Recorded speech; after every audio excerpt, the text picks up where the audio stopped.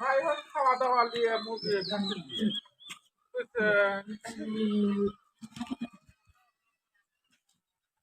ও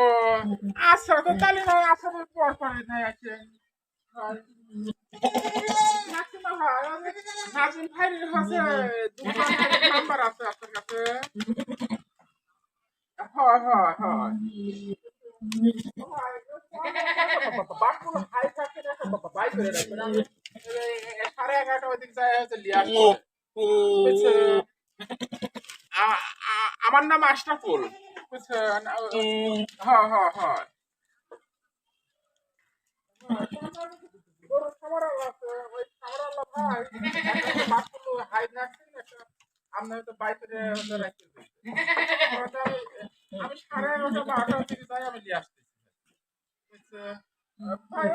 আমি বাসগুলো হাই